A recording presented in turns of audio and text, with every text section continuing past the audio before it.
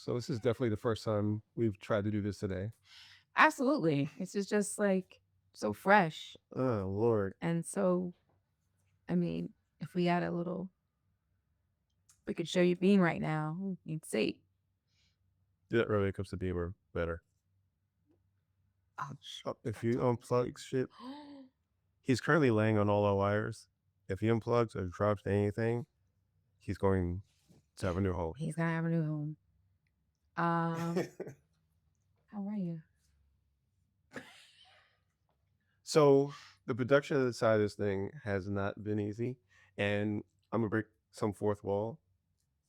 We were trying to do this in a manner where I feel like we're dropping into the conversation. So we did stuff at our favorite cafe a couple times.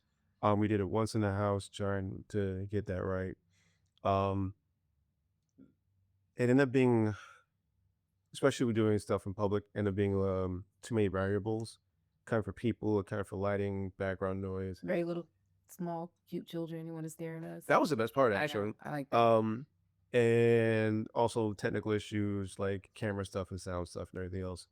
So I realized all those things that you see where it's like out and about, it's never out and about. It's a very controlled Very environment and controlled. all of the cute stuff. So, um, I'm Which taking. I did say there may be times when we're just in there having coffee and turn on a camera. Yeah, I think there's space to do clips there and stuff like that. But this show has yet to go under an hour, Mm, so that's true. that's a lot. Even in terms of changing light and all the other things. So production wise, this has been a thing. So I'm trying another iteration to kind of take all the stuff out of it I can and push into as close of a studio environment as possible. So all the big fancy lights we got here, the Big cameras we have fancy bedroom slash well, studio well, it's not a slash bedroom anymore. It's office. just a office now, office slash studio. Yeah, because we moved into a smaller space to make this possible. We did. And I think it was the right thing to do. I actually enjoy the little bedroom more. I'm starting to. It's a bit more cozier, a bit more comfy. It does feel like this is for sleep. Mm. Like it feels like it's a good place to go to sleep. This space that we're in is, by my measurement, about 350 square feet, which sounds fabulous for a bedroom, but it's a lot of. It's a lot of room. It's a lot. It's some people's apartments. Mm-hmm. So just using it as a Definitely bedroom. an apartment this big. Yeah, so just using it for a bedroom. We're trying to make a hybrid out of it where my desk is in here. Never really felt right. So I think our current setup is nice and affords us the space to do this when the dog allows us to, and the other tiny humans allow us to, and all the other things. Yeah. So here we are. Here we are. I feel so guilty because You've been giving me grief for switching the rooms around. no, I'm gonna still continue to. I don't feel guilty about that at all. No, we've been doing some variation of this uh, since we met, practically. I think we met in June or July. By October Of 2018. 2019, They by say this happened 6 months ago. by October, we are talking on air to somebody. Yep. So this has just been something we've always done, but I've always felt guilty because I've never ever How come you ever look at me? You always done got the monitor. anything on the production side. I don't know. I look at you. No, you don't. Yes, I do. Very rarely. You look at the monitor or the camera. You very rarely look at me. Interesting. Yeah, I never have to do anything but just slide in. I can just sit. And I've always said that that's all I can do. If I'm ever doing an audio series or I'm ever doing anything with podcasting or anything, I have to just be able to sit down and talk.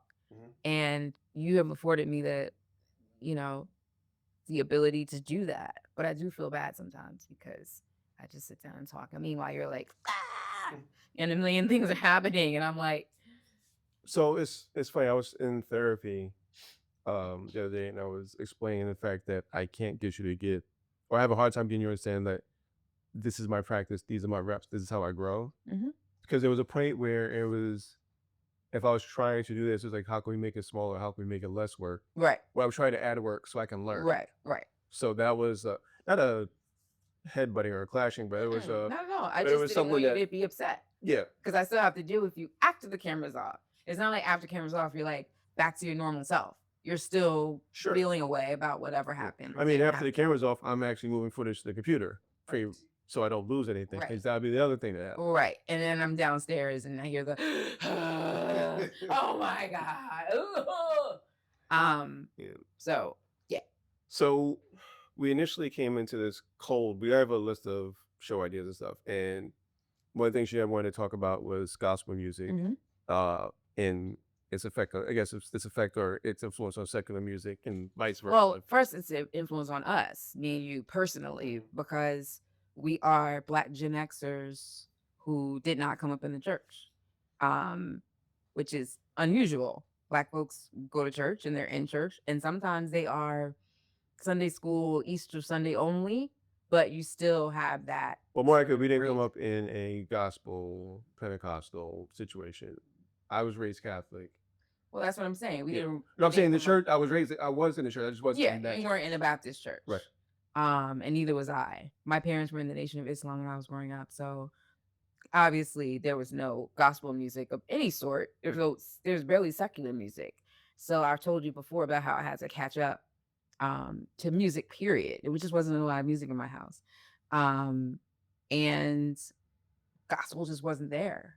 And there are times even still where I hear something that stirs me and I'm like, this is gospel music. What is this? And I look it up and it's like some super well-known thing that everybody knows all the words to. Um, Most recently it was a song on Beyonce's Renaissance, Church Girl. And I remember there being some controversy about it because she spoke to the group who sang the song and she got permission from them, like in person. And folks were saying when the song came out, they could not have possibly approved how she used the song. So when I first heard the song, the gospel sample in there was like just something, it made me feel something. And I looked it up. It was a well known song. But in the Church Girl song, there's a lot of not churchy girl lyrics in that song.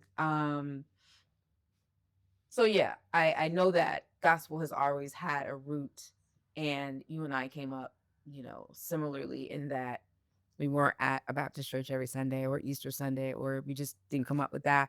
You said you didn't really come up with a lot of gospel in your house. We had some. So the thing about gospel for non-church goers is there's still a level of entertainment in it.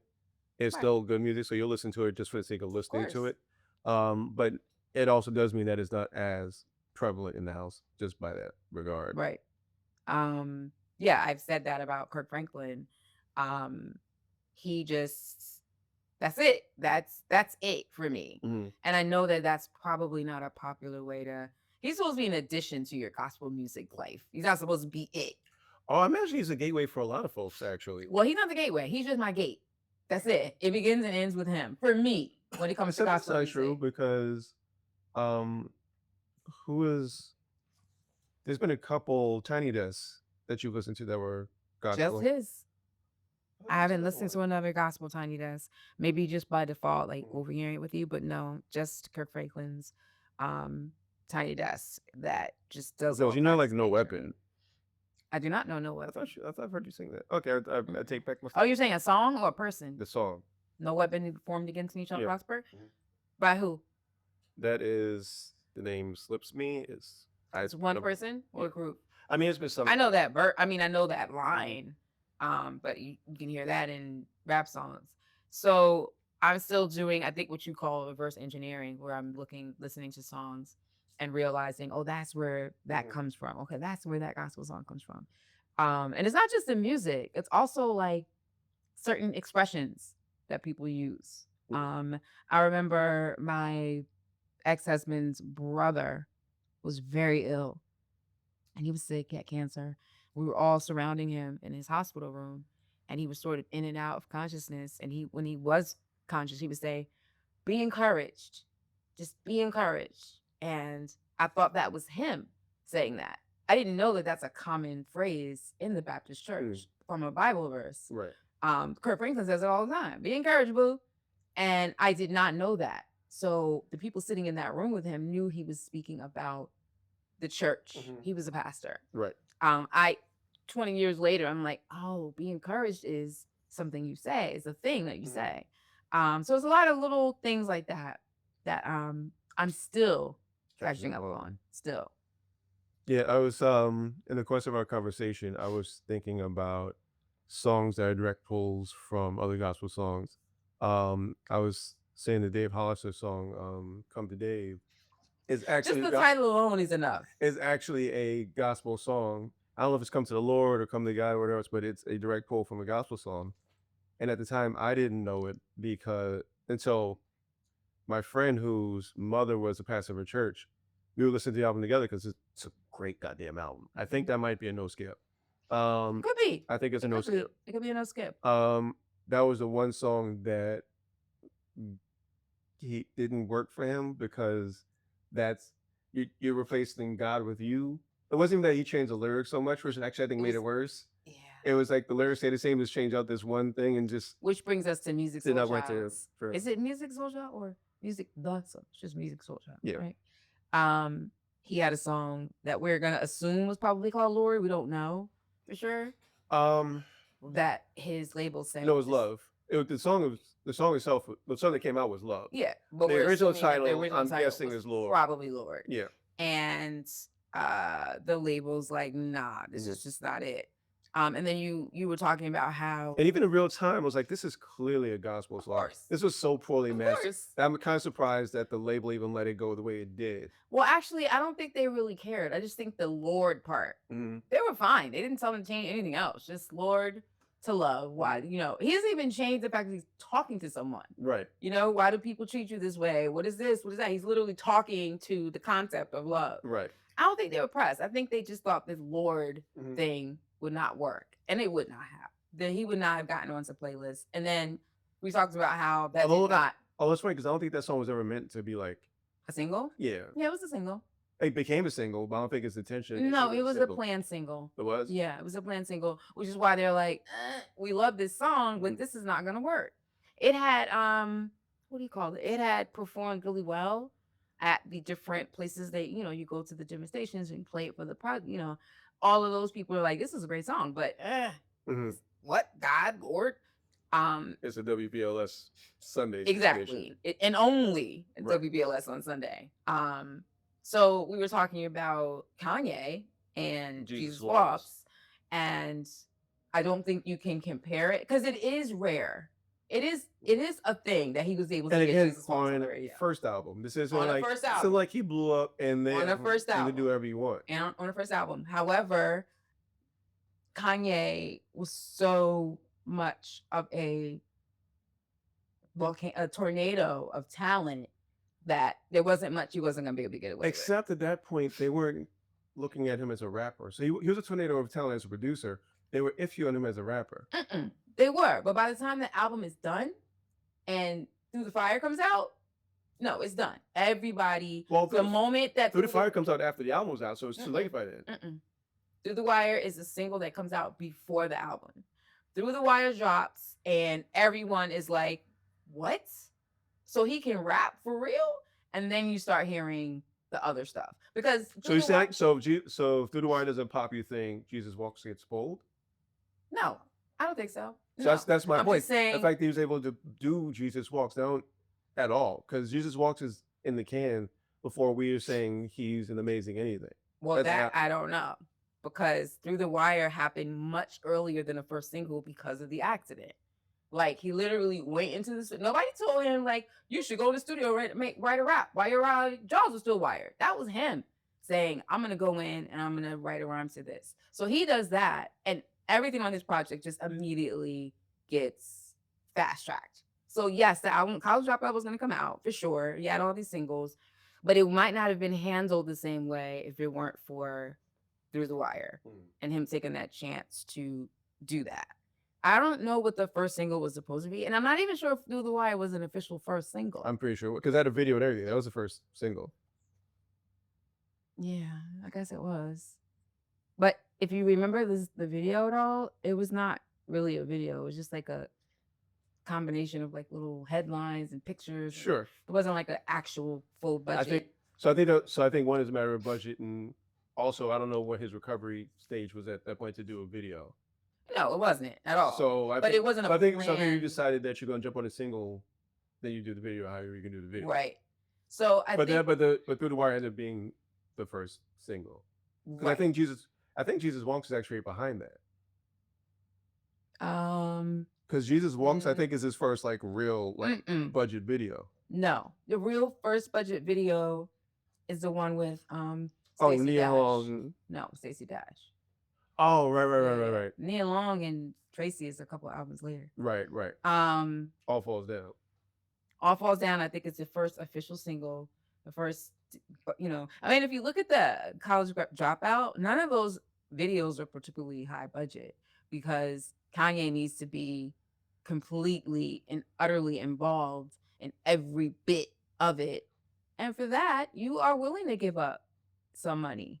You're willing to be like, all right, I'm not going to have a fancy director. That's fine. I'm not going to have this. I can't have a stylist. That's fine. That's fine. He had such a strong vision. Although, So although for the time, Jesus Walks was a I don't high. remember that video at That all. video was a that wasn't a slouch of a video. I don't remember that video at all. I remember All Falls Down. Of course, that was something else. So my point was that I feel like the College Dropout and Kanye as a whole is sometimes an outlier to everything we could possibly talk about. I just feel like he is in another universe when it comes to talent, and I think that anything you would try to compare it to, I would end up saying, but it's Kanye, and it's just he's over here and everybody else is over here. But we were talking about gospel songs and pop music and Kev on Stage also in terms of he's doing a reverse engineer, which I found interesting. So who is Kevin on Stage? Kevin Stage is I'm gonna say pretty well known comedian. His act is more Christian based. Actually, no, not more. It is Christian It's based. Christian based. I mean, he's been getting a little He more and more all over here in the centrist, Kev. Yeah, But because he started out, all his comedy was about church, right? And things that happen in church. Yeah. So, but what I appreciate about him sidebar is the fact that he's finding that balance of like I'm an actual person in the world who is a Christian as opposed to like slandering one way or the other. He's awesome. But he often talks about how he was not raised with any secular music. So Kirk Franklin comes out with Smile. And it's not until I think last year that he finds out that he was sampling Scarface and Tupac. Yeah. Which to me, when you were first telling me that, I was like, well, that's silly. Because of course he would know that. It sounds the same. And it's like, no, of course it sounds the same. But you have to actually hear that song to know that it sounds the same. And I'm thinking if you're coming from a space where you're not really doing secular music, find out that one of your favorite gospel folks is pulling from Scarface and Tupac has to be kind of mind-blowing. Unless it's Kirk Franklin. I mean, even as Kirk Franklin, if Kirk Franklin is your Christian pop whatever, pulling from specifically those two artists, Scarface, forget Tupac, Scarface. Yeah. My mind's playing tricks on me, Scarface. Yeah. What a great song that is. Mm-hmm. We could just do a whole episode on just that song one day. Oof. Send us some topics that y'all want us to talk about because I feel like we come up with these in the middle and I feel like there's probably folks who listen. It's like they should do so and so. It's probably always it. Yeah. I went on the Facebooks the other day because I had this idea in my head and I wanted to get some feedback from folks. And it was about kids singing on songs. Mm-hmm. And at first, I learned two things from talking about it on Facebook. One, I guess we should probably save it if we actually do something about it. You keep tapping the break. I know. One, kids singing on songs is on two poles. One, let's have these kids sing this thing that's really inappropriate to make it sound even more inappropriate. Mm-hmm. Or two, let's make this song that's about something serious and lighten it up a bit. Right. Maybe not bad, but lighten it up.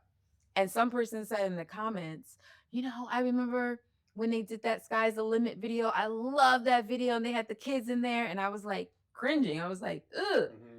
He said he was 14 when that came out. I was like, okay, I was 24, and all I could see was a little girl dressed like Little Kim in a bikini in the pool. She's like 7. You remember that video? I do. It was awful. But those were kids lip syncing to a song. They weren't actually singing the song. So I don't know if there's anything juicy there, but I do like the concept of kids on stuff. I mean, the middle just put out a song with a half a bar with children singing, only to find out there's no It's children just her. singing. No, It's her, it's her. which Layering her voice to sound like children. which is goofy. And one day we're going to say who the middle is, and folks will be like, oh, Why aren't we saying that now? Why are we protecting her from? I don't know. I mean, I guess it's well, because there's a part too because I can't even refer to the music yet. At least I don't have full permission to refer to it yet. So it's kind of like, what are we doing at that? I guess we can just have her on and we can debut her some stuff. We'll see. Look out for that. Yeah. I think it's partially because we want to respect the oldest and the youngest as well, because we're not putting them on Front Street either. So I think it's a little bit. So anyway, back to gospel. I there was a song that I really loved that I did not know was gospel. I guess it seems like, you know how you were talking about how you were talking about a lot of musicians' worst song is reggae based, or them trying to do reggae. You remember how you brought that up? I say on that 10 toes down. I don't care. Okay. I'll name names, and I'll name songs. No, thank you. No, thank you. Because I need you to be in this camera by yourself when you do that. Because I'm not. Because you might accidentally nod your head. So the way you see that is the way I see gospel. Sometimes I hear gospel music and I'm like, how is this not secular? How far can you go with gospel music before it's not gospel anymore? Well, that brings me to Tim Little Man and what's her husband's name? I don't know. I'm going to the Googles real quick. Tamla and Dave? No. I don't know the husband's name. But these are the folks from the Tyler Perry movies, right? And the show. They have several shows. Right. David Mann, right? I need my readers because that's how old this is. On, honey? I have no idea. David Mann, yeah. Oh, okay. So look at my brain working. By the way, her glow up is crazy. Yeah, she's gorgeous. He's a handsome man too, but her glow up is crazy. Yeah. They have a R&B gospel album where it's basically a Sexy Times gospel album, which I've heard bits of. And Nope. It's a thing. Nope. It's hilarious. Nope. I'm not no, I'm not entertaining that. I'm not thinking about that. From Jesus. I'm not doing any of that. There's a song by Mary Mary. I was very confused when I found out that neither of them are named Mary. And the Mary they're referring to is the mother of Jesus. I'm not sure why they're saying Mary Mary, but I'm sure there's some reason for that. So Mary Mary had a song called Heaven. And they say, I'm going to get my act together and I want to go to heaven. I want to go to heaven. There's a place where everyone gets everything they want, et cetera, et cetera. Heard this song a bazillion times. Never thought of it as heaven. I'm thinking they're talking about, I want to get to the place where I'm having an orgasm. Like, heaven could mean so many things in music. You have to really listen to the lyrics to figure out, are you talking about heaven, heaven? Or are you talking about between your legs is heaven? Like, it could be anything. So that was about heaven. So going back to Carol on Stage, Anita Baker's Rapture confused him initially too. Right. Because why does the rapture sound like that? Right. Because his rapture, as he knows it to be, is not something you want to sing about. You don't want to be near that rapture. But her rapture is being caught up in the rapture. So No Weapon is a Fred Hammond song, which I should know because it's a double album. It's actually one of my favorite albums. So it's what you ever have a favorite album that you forgot was your favorite album? Of course, that pops up like every 10 years. Of course. That's that one. Okay, I'm gonna listen to that one. After I listened to uh Bon Jovi? No. Don't do that to me. Appetite for Destruction, Guns Guns N' N' Roses, Yes. Bon Jovi. Now, actually, I'll take that. I at that You same don't age, say it when you're. at I that same understand. age, I was listening to Bon Jovi as well. Yes. However, However, I understand. but no, that is a spectacular album. One, so I remember being a 2 disc CD. One was studio, one was live, and the live is just dumb. Mm. So When he says dumb, he means it's really, really, really, really amazing. Just cancellation. what segment of of the audience are you swinging that for? I don't know. People, I don't really I don't know dumb like that. You know? Not since like 79, like get off the mic and go dumb, sure. But like since Run DMC was whatever, no, people don't really say dumb. I understand what you're saying, but yeah. There's a song that Tiana Taylor remade. Well, lots of people remade it, but the original person is the one who just uh trapped everybody in the church to give him $20 or something. What's his name? I had it in the loss because you wouldn't let me play you the video. No, I'm not watching that. But never would have made it. Warren Sapp. No, Warren Sapp was a football player, isn't it? Isn't it? Yes. Um, Keep going. it's Sapp. I know his last name is Sapp. I just don't know his first name. Are you sure it's not Warren Sapp? It is not Warren Sapp. Well, who was Warren Sapp? He was a defensive tackle for Tampa Bay Buccaneers. I see. Yeah. Melvin? Never gonna. Never would have. Never. That's why I can't find him. Sapp. Marvin Sapp. Marvin Sapp. What did I say? Warren? Yeah. Same thing. So Marvin Sapp. I guess we can't talk about a lot of folks in the church. No, we can't.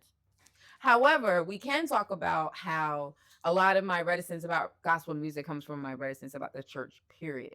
And I have some pretty strong feelings about the church and the Black community. So he does come into play there because he has a song he wrote called Never Would Have Made It. He wrote it in the aftermath of his father's death. And it's a song that you think he's talking about, I never would have made it without you, God. But he's not. Sorry. So sorry.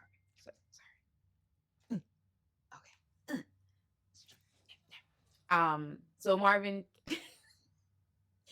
not Marvin Sapp. It is Marvin Sapp. It is Marvin Sapp. It's not Warren Sapp. Correct. Now, who's Warren Moon? Black quarterback. Okay. Houston Oilers.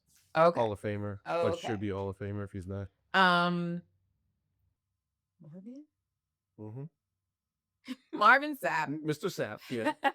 Has a song called Never Would Have Made It. And it's one of my favorite songs, period. It makes me want to cry every time I hear it. And I assumed that it's a gospel song, so he's talking about never would have made it without you, Lord. It's not. It's a song he wrote in the aftermath of his father's death, and he was thinking about his dad and how there's certain things that he would not have made it through in life without his dad. So now it seems like I look up that song and I'm like, that's clearly a gospel song. And I love it. And it's not. Well, so here's the thing that a gospel song can still be gospel even if it's not directed at you. So I think this was an issue I had in perception with gospel music for a long time was how do you have this entire genre of music with only a singular subject? Right. And it's wider than I think I ever. It's much wider. It's wider than I gave it credit for. Yeah. Even to the point where more than content, gospel is really just a style of music, which is why it can get flexed into things like Never Would Have Made It, or even more inappropriate things in terms of tonality and, in content. So you can have songs that are gospel based musically that's so far from being gospel that they're not gospel. So it depends, because this is one of those things again where I end up being like super nerdy about how the music business works. This is one of those things. This is one of those things because just one. Just this one. Just one of those things because in the music industry there is a formula. There is an equation to say this is gospel music and this is not. And it's pretty. I don't know what the formula is. I don't know if you have to say God. I don't know if you have to say something about my faith, but there is an actual formula that a programmer will listen to and be like, that's not gospel. Mhm. But I do know that it is more stringent in what they call contemporary Christian music, which is essentially white gospel. Mhm. There's no melding. Right. If you're black, you're gospel. And if you're, it's kind of like country music, sort of in that way. Like a black country musician is a something. So a black person in contemporary Christian music is something different. Mm. And to be in that the Christian market, you have to have certain words, you have to have certain themes, you have to have all these things. And then you have somebody like Tiana Taylor who remade the Mr. Saps song, never would have made it. And she's talking about her daughters. And you can still hear Mhm. the gospel in it, Right. but there's no parts of it that would ever have been put on a gospel station or anything like that. I'm not even sure if Mr. Sapp's song Constitutes. would have been played on. I'm not sure. I don't even know what gospel radio exists. But Sunday morning WBLS. I mean, there's got to be radio stations that play gospel music solely. There's There's Christian there's radio stations, stations that play Christian music. right? Which I is don't white people. I don't know a There's 24 no hour 24-hour gospel black gospel music that I'm station. aware of. There's probably a block someplace, just a Sunday morning block or Yeah, that's what I'm saying. Like a night block or BLS and something. BLS is BLS doesn't have a gospel block. yeah, they do on Sundays. Sunday, I don't know if they listen to BLS on a Sunday morning, but they have their talk radio segment, and then they have. Oh, I know about the talk radio. I guess I never listened after the talk. You better listen to the talk radio for me. Oh, Like I bet. I grew up having to listen to it, Oh, but yeah. So there's things about it that speaks to me, and I wonder, is it speaking to me now? Like for example, Kurt Franklin's Tiny Desk. I can listen to that every day for the rest of my life mhm. and not get tired of it. I mean, it's also 15 minutes, but it takes me back to a place where people, like even myself, a non-religious person, it was COVID and everything just seemed like he really was preaching to me in a way that I was ready to accept at that time, Right. in a way I probably wouldn't have now. Like I remember him saying, when this is over, we coming to your city, we coming to your city, and we coming to your city. And I was like, he's gonna come to my city too. And he did come to my city, and I didn't go see him. Mhm. But at the time, now when I hear that, I think it does for me what people who make gospel music want their music to do for people. And I'm not Christian, So, but it still moves me in a way that I think it still makes me want to have faith in Mhm. something. so this kind of leads me to my Marvin Sappish lock the doors story. And I will not get into Marvin Sapp locking the doors. This is a whole separate ordeal. Um, Generally speaking, if you're not raised in the church, something very specific brings you to the church that has nothing to do with Jesus. Like, In our case, it was a girl who said, if we're going to be together, whatever else, you got to come with me to church. how long had y'all been dating at this point? Not long. I mean, I'm 19, 20. So however long 19, 20 is date before, like, you have to do X, Y, Z. So I'm like, all right, I'll go to church. I hadn't been to church since I was a kid going to Catholic church and going to Catholic school. Um, I walk in, and on the first day, amazing, amazing service. The baddest band that I've ever heard in my life. I'm gonna get back to them in a minute. Okay. Service ends, and my girlfriend says, there's a meeting after service. We're gonna go sit in and see what it is. And the pastor, whose name I will not name, draws a triangle on a sheet of paper and is talking about gifting. I'm getting I'm getting pulled into a pyramid scheme my first day at church. And I'm like, oh, this ain't it. I'm not doing this, but I still like her. But the band was good. So How were you able to get yourself out of that? Was like a MLM sort of? being broke will save you from a lot of things. That is very true. I'm I 19, ain't got it. I'm not Sorry. even 20 years old. I barely got a job, if I have a job at all. Still running track. I'm still doing X. I ain't got no money. So you'll be lucky if you can squeeze a tithe out of me. Um, but everything else about that day was really, really dope except for that one Wait a piece. minute, the triangle came on the very first day? Like, you The guys come pyram to church with the me? the introdu no, no, the introduction, she didn't even know this was part of what Oh, was okay. happening there. But the pyramid scheme was introduced my first day at this church. After you saw the So triangle. imagine going from, "Is there anybody new in the building?" "I am." Mhm. "All right, cool. Let's come to the back. Let me tell you about this gifting program that we pulled up." And it's shaped like a pyramid, but it's not really What a pyramid. right, is it upside down triangle? Yeah, it's no, it's a sideways The triangle. It sideways just triangle. points that way, Right. whatever it was. And being young and dumb and liking this girl and having been really entertained, I'm like, all right, I'm sticking with it.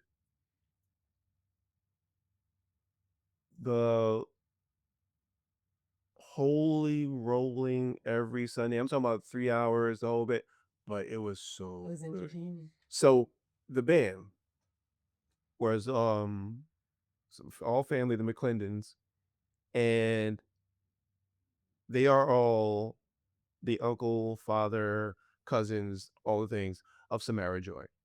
So we know what this is.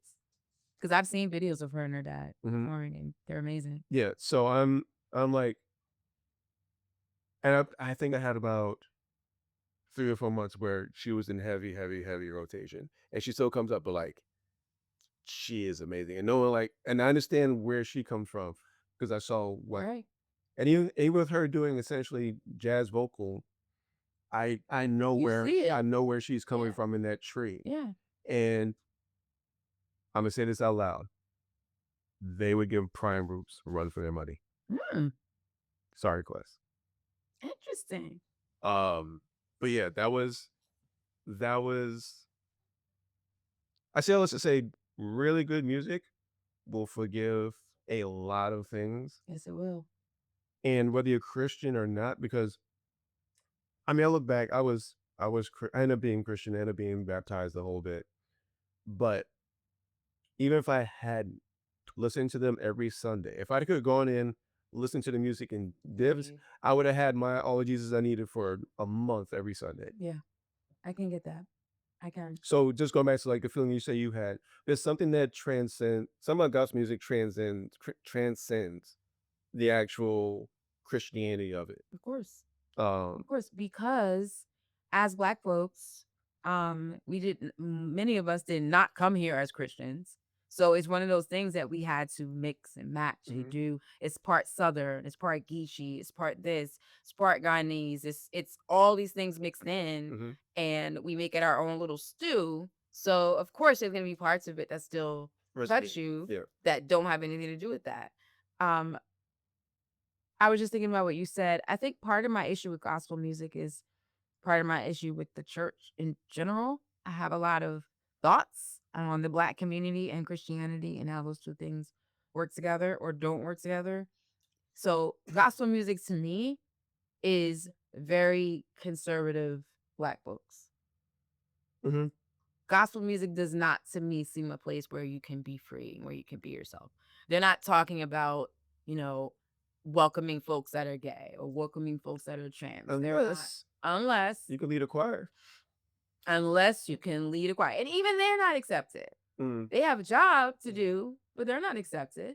They're still expected to come up and say, I'm sorry, and I'm not gonna do that no more, and I've been delivered.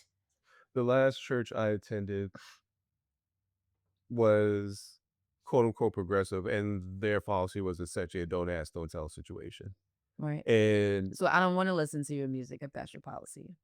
That's where it gets really dicey for me. except Because we're so except that we forgive other genres and other artists for the sake of being able to listen to their music. yeah, well, I don't do that with gospel. Mhm. No, I'm just saying Yeah, we in do. general. I mean, shit, I have to tell people all the time. Coming up in hip hop, working in hip hop, I have always had to remind myself that this music doesn't like me, doesn't care about me, doesn't respect me, doesn't value me. I have to tell myself that all the time. Rap does not like me. Hip hop does not like me. We can have a rapper come out talking about, I don't like dark butts. And we have to take that and we will go out and give him sales after that. Like I really have to have that in the back of my head because you see, I could just bring that out. So I have had to do that, and I have this cognitive dissonance. I don't have to have that For for gospel sure. because that's not my world. Right. So sometimes I hear myself listening to this or singing along with it, and part of it is, yeah, I'm not sure where y'all are going with this, but it's probably someplace that I don't want to be. Right. It's probably someplace that I don't support. But again, I wanted to go back really quickly to, I'm curious, I mean, we can't do this math now, but how much is gospel leaning on Black music compared to Black music leaning on gospel? Or is it the same? I think you're asking how much does bread lean on bread? Like it's Right. you're talking about the same thing. Right. Gospel is Black music, and obviously Black music is Black music, whether it's rap or whatever else. It's How many of our big artists have done that gospel album? Because they always say they're gonna. And there a lot of folks will be like, she needs to do a gospel album. But how many have actually done one? Did Whitney ever do one? She came up in the church. I Did Faith ever do one? I don't know if Preacher's Wife counts. Is the whole soundtrack, is it all gospel music? Pretty much. That's actually my we're getting into my 6-second song. Mm. I don't know if it's time for that. Yeah. Okay. Preacher's Wife. I think Preacher's Wife might count. Um, As a matter of fact, I think I remember her talking about it. People being like, "No, it doesn't count. It's a movie. No, it doesn't count." does Al have a gospel album? Yes, Take Me to the River. Mm. She has several. Right. I think you're talking about more. If we're talking about Aretha, she had one. yeah, She might have had one before she no did secular. Yeah, she came before she had- secular. Before secular, yeah, she did gospel music. I mean, she was literally a singer in her father's. Yeah, no, but I mean, as a in the solo artist, I don't know that she's starting off doing gospel music. Because in particular, because that's on almost I would say impossible transition, but that's a really hard transition. It's one thing to go back the other way and do your gospel album. It's hard to do your gospel album and then come out and say I'm already. Her first things were gospel. It's just her whole career was on Atlantic, so she never did the Motown thing. So those early albums were just like not even considered part. It's kind of like Stevie Wonder's first like couple albums that were just like, nope, we were trying this with you. We were trying. He did an album called something about Ray Charles. It was like a whole contest album, Like a tribute. a tribute to Ray Charles. It's like 14. They're like, nope, that didn't work. That's actually something else I want to talk about one day. I want to talk about artists who, in today's climate where you get one shot, wouldn't exist because Stevie Wonder. We would not have Stevie Wonder. He didn't put out one album, and not two. He put out 3 albums. He's like 12 or 13. Starting at 12. Yeah. Little Stevie Wonder. Boy Genius or something like that. 3 full albums that cost money to make. And they still were like, we'll see. We'll see. I also think his ability to write kept them in the loop.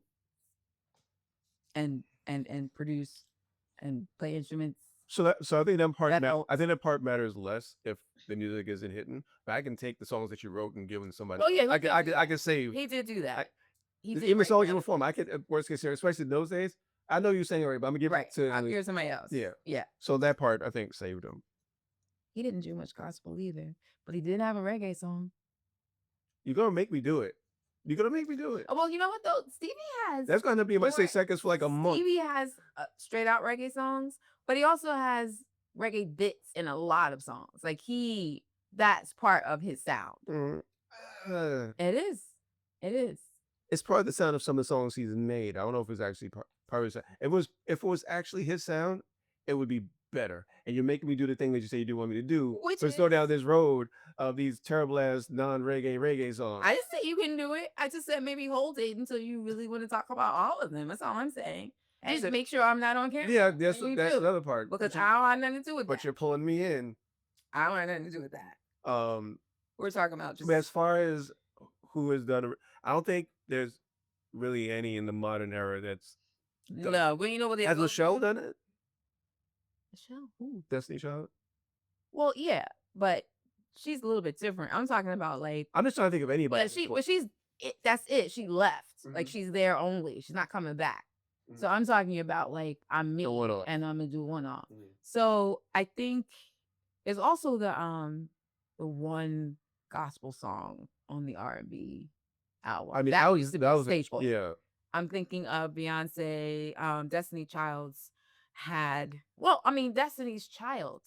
I did not know that that's from the Bible. Mm. There was this line in there about something, something, Jesus' child being Destiny's child or something like that. It comes from the Bible. And they always had some type of gospel something on their first couple of albums. Beyonce, oh, you said I can't talk about my 6 seconds yet. Okay. Yeah, that used to be a super common thing. And now that I'm thinking about this, the artists that I like, I don't know if I can Here's them. point you to an artist that didn't come out of the church. Name me an artist that did not have an influence from the church In R&B, in R&B. I couldn't. I mean, in hip hop, we were talking the other day. We were talking about Redman, and Yeah, I that don't that know. they was in the church. Redman and Faith went to the same church, and Redman was a drummer Mm. in the church for a very long time. And there was a time when he was now like not just Reggie, he's Redman, but he's still getting his butt home Mhm. for Sunday to go to church. Right. So even in hip hop, I think there's a lot of I don't know about how musically they meld, Right. but I don't think we could think of nobody that doesn't have. I don't know if Beyonce had her roots in the church. Well, we had this debate because we were trying to figure out what the next album in the Right. trade deal was going to be, Right. and I said it was either going to be gospel or rap, Right. which I don't I think don't think it's either. because But you're right. There's not much else well left. is left. Right. I mean, because she can clearly rap. She Even can rap. here, she's not writing stuff. She can clearly rap. She can rap. And gospel, I think, is in her bag, even if she didn't come. Of course. Right, so I think it's one of those two. Is time for my 6 seconds? Yeah. Sure. So the reason why this came to me is because we lost an artist that was absolutely amazing, and it just so happened that um I had already decided that this was gonna be my song, and she's on it before she died, and she's still this is what I'm talking about. And first, can so much age sensor. It's really short. I mean, you're the one who's driving this ship. I am. I don't want to drive the ship. You asked 6 seconds 3 times. You saw the 3 seconds. They said, "Oh, there was a story I was supposed to tell before the 6 seconds." So go for it. One of the things I'm most proud of that I was able to accomplish in my short time at the source was that I was able to get them to understand that just because it's only hip hop doesn't mean you can't sometimes cover R&B. It's okay. The printer's not going to melt if you let me do an Angie Stone interview, especially since she was a freaking rapper in the early days before Shorts existed. So I was always pushing for that. And I was always pushing. Um, there was a column called Rhythmalism that I created that is still running. Well, the last time it was in print. Mm. And it was just the R&B that we liked this month. So one month I chose her, and I wrote a story about her. And maybe a day or two after it came out, I come to work and I'm listening to my messages, and it's her. And she's like, "Hey, Aliya, this is Angie. I know it must have been I can only imagine what it took for you to get some R&B music into that place. So I appreciate you." Now, later on, I learned like this is not somebody like looking through 411 to find me. Like her publicist was like, "This is Aliya. Give her a call. Say you like it." But at the time, I was like, and I still am. I still feel like, wow, I felt appreciated. And she was in this movie, The Fighting Temptations, with Beyonce, and our friend Show Me the Money. What's his name? He was the lead actor in that movie. Show me the money. Show Me the Money. Oh. Also, Boys in the Hood. Cuba. Oh, Cuba. I'm looking at you talking about the lead in the movie. I'm thinking about Tom Cruise? Yes. No, I mean the other lead in the movie. Yes. So Cuba Gooding Jr. is in it, and he's playing the typical "I left the church" and I got his comes story out. audio on that we'll do one day. And if you watch, you have to. So the name of the song that I am listening to is called "He Still Loves Me." I don't know if it's a gospel song. I mean, no, it's a gospel song, but I don't know if it was written for the movie or if it actually exists. But if you watch that video, there's a pan when they look at the choir. I don't know what's happened in that movie, but we got Rue McClanahan Dolly Parton, Angie, and Beyonce and Cuba all swaying back and forth, and it just Is it Queen? Is that Queen Latifah presenting that? no. I remember. I thought she did one with Dolly Parton, a gospel movie. Did she? I might be mixing things up. I just know Rue McClanahan is in there, and she is singing, and she is doing all the things, and it's one of Beyonce's early um moody things, sliding into film and stuff. And Is this after Carmen the Hip Hopper? Yes. I think Carmen the Hip Hopper was actually the very, very, very first thing she did outside of like a music video with Case. Anyway, the song is called He Still Loves Me, and it just it does some things to me. And it is purely when they say he, they are talking about the Lord. Like this is as Jesus as a Jesus song can get. He blesses you 'cause he blessed me too. Even though I ain't worthy, you ain't worthy. He's there for you. He's still And in the very first line, Beyonce says,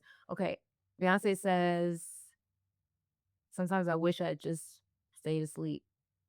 I used to wake up and wish I'd stayed asleep because I went to bed on top of the world. Now the world's on top of me. Mm. And then she says, it's just, there's a rawness to her voice that's different now. There's like a nasally twang. She's a child, literally. She's like a teenager still. Right. So there's something youthful and sweet about her voice on that song. And Angie is like, she is like this force holding the whole song together. It's a beautiful song. It's called He Still Loves Me. It's from the Quiet Temptations. If you're gonna listen to it, I urge you to watch it through the video. Do not listen to it on Spotify or anything. Go to YouTube. I'm pretty sure I've seen the movie. I don't even know if I've actually seen the entire movie. Oh no, I don't think so. I'm pretty sure I've seen the movie. The only reason why, because Faith Evans plays Beyonce's mom, but in flashback. So you see her like, taking care of. No, she's not Beyonce's mom. She's Cuba Gooding Jr.'s mom. So you see some flashbacks of her playing with a baby. And it's supposed to be him, and then you see the funeral thing, and it's her. So they didn't have any scenes together, but I believe Faith has some songs on there as well. But anyway, by the Temptations, the song is He Still Loves Me. I urge you to watch it. So I'm going to say something about why I don't look at you sometimes, or why I'm looking this way. One, I'm used to looking at the monitor. Like I've been trained for 20 years of sometimes doing. You're not trained to look at the monitor. You're trained to look at the camera. The monitor yeah. I've been trained to look not at the person I'm talking to.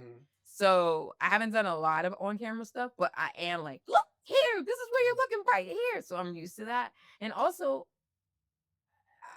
you're my husband. Like it feels sometimes I feel kind of shy, like looking at you, like, and then it just, I have to I have to balance that because Sure. Okay. I've been looking at you for an hour and a half now. Well, you're different. We're not the same. That's what I'm talking about. It feels like you're doing that even when you're not. That's what it feels like I'm looking at. So it feels somewhat awkward to me. So that's why I don't always look at him. All right. So I'm doing a pivot on my 6 seconds since we've gone down the gospel rabbit hole. I'm going back to Fred Hammond. Same album as No Weapon. He has a song, and it's the live version again, Dance Like David. Hey, what's up, everybody? So I realized that I completely screwed up my 6 seconds. The name of this song is actually When the Spirit of the Lord. It's by Fred Hammond, and it's from the double album Radical for Christ. I definitely recommend it. I definitely recommend the live part of the double album. I can't remember if it's the first part or the second part, but man, is it good.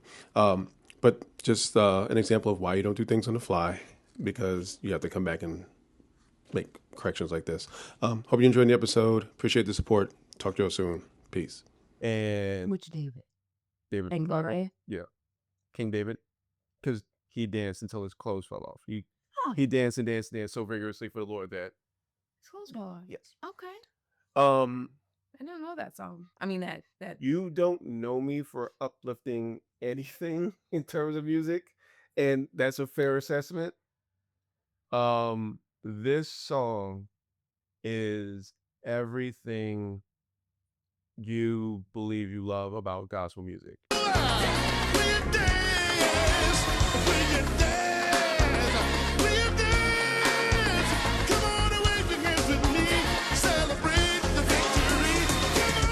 Is uplifting. It's fast-paced, fervent, like just go for it. Great, great, great.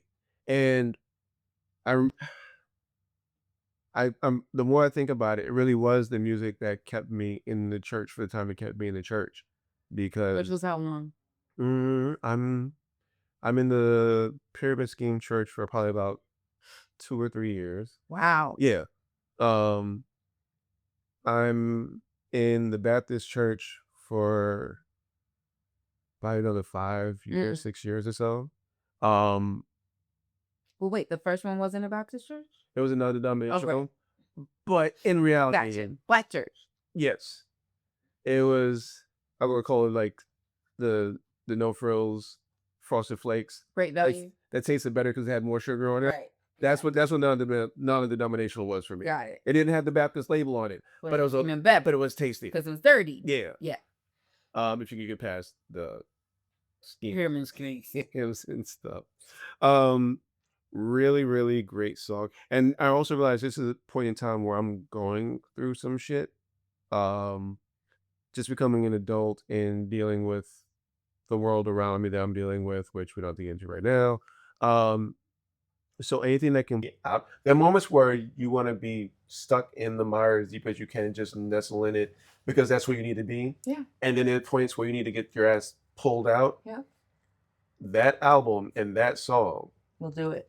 100%. Interesting. I have a song like that. I'm not going to talk about it now because I can't remember it right now. But I just listened to it the other day and I made a note to myself to send you the link so that you could have it in case you ever needed it, because it's that powerful that if I'm really down in it, that's not going to replace Wellbutrin, but it's something. Yeah, tread on dangerous territory. No, songs ain't going to do it. Take you for a walk. Don't drink Gary. Yeah. Yeah, no, but you would think I could tell you the song right now, but I can't. But there is a song that is powerful enough for it to help. Nice. So this is only the point where we ramble on about nonsense and I do the fade. Oh, that's right. That's right. That's right. Are we still doing that? Because I feel like we've kind of blown the top off of this drop-in conversation. Well, I mean, it could still be. It doesn't have to be organic. Still be. I mean, ad-lib. You can still do it. So other thing too is I have to stop saying fade to ad-lib. I still can't. I just said it down. You did? I still catch myself doing it. The gag being though is that ad-libs and fades were never actually organic to begin with. No. So they weren't. But we never thought that this was going to be married to the title.